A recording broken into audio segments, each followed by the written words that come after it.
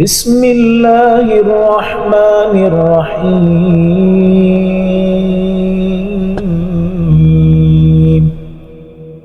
الرحمن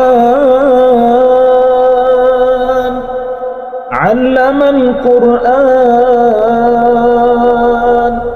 خلق الإنسان علمه البيان. الشمس والقمر بحسبان، والنجم والشجر يسجدان.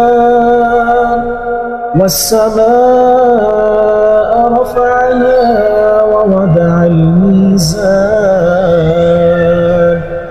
ألا تطغوا في الميزان، وأقيموا الوزن بالقسط ولا تخسروا الميزان. والأرض وضعها للأنام، فيها فاكهة والنخل ذات الأكمام، والحب ذو العصف والريحان. فبأي آلاء ربكما تكذبان؟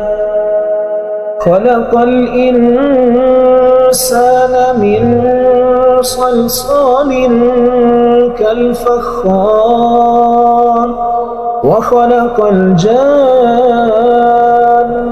من مارج من نار. فبأي آلاء ربكما تكذبان؟ رب المشرقين ورب المغربين. فبأي آلاء ربكما تكذبان؟ مرج البحرين يلتقيان، بينهما برزخ لا يبغيان. فبأي آلاء ربكما تكذبان؟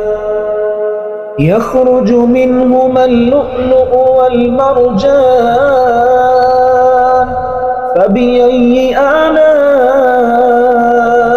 ربكما تكذبان؟ وله الجوار المنشآت في البحر كالأعلام. فبأي آلاء ربكما تكذبان؟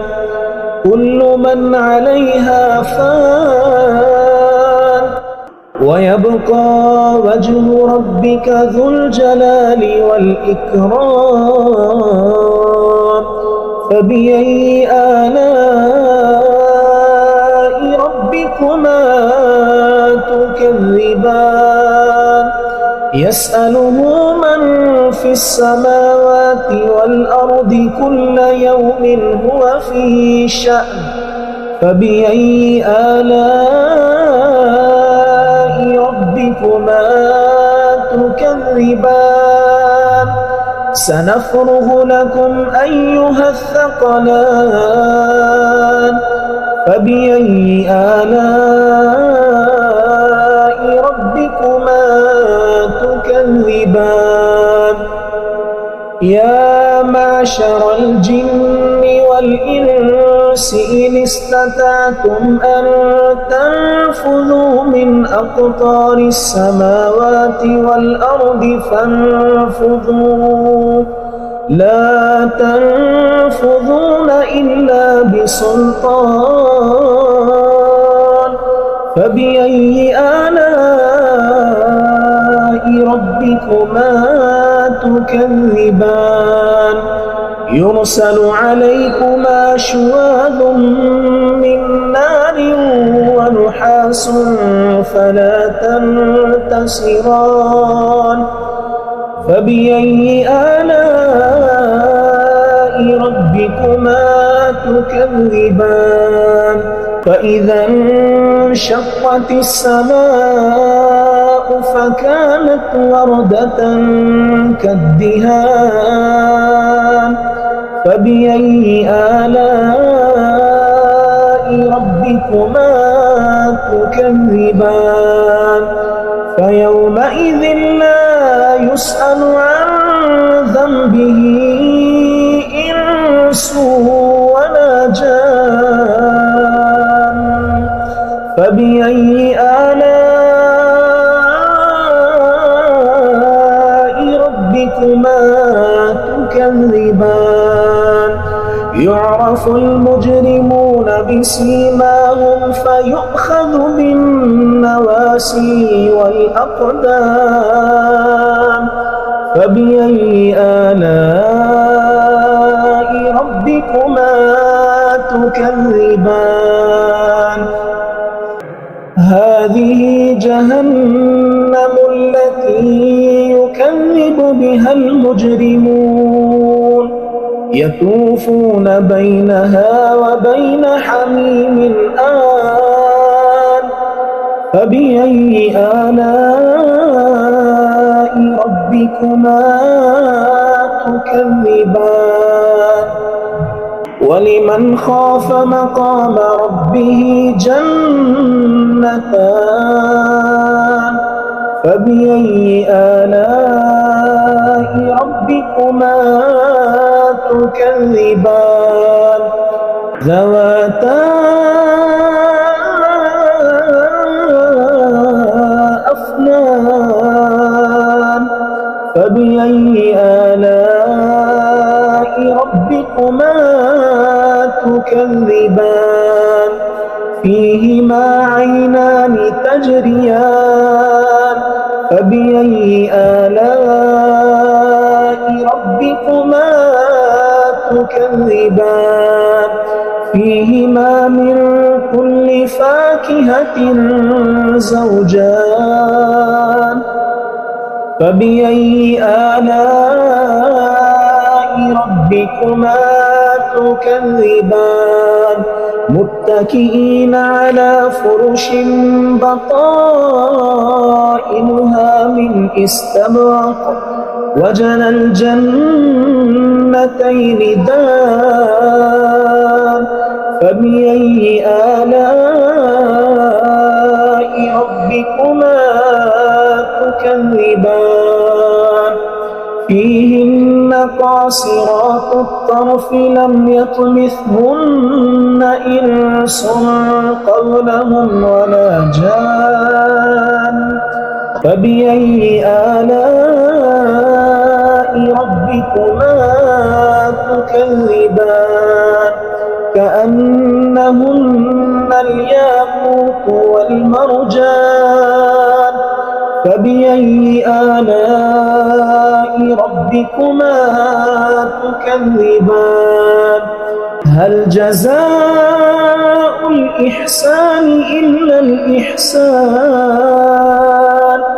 فبأي آلاء ربكما تكذبان ومن دونهما جنتان فبأي آلاء ربكما تكذبان مدهامتان فبأي آلاء ربكما تكذبان فيهما عينان نضاختان فبأي آلاء ربكما تكذبان فيهما فاكهة ونخل ورمان فبأي آلاء ربكما تكذبان فيهن خيرات حسان فبأي آلاء ربكما تكذبان حور مقصورات في الخيام فبأي آلاء ربكما تكذبان لم يطمثهن إنس قبلهم ولا جان فبأي آلاء ربكما تكذبان متكئين على رفرف خضر وعبقري حسان فبأي آلاء ربكما تكذبان تبارك اسم ربك ذي الجلال والإكرام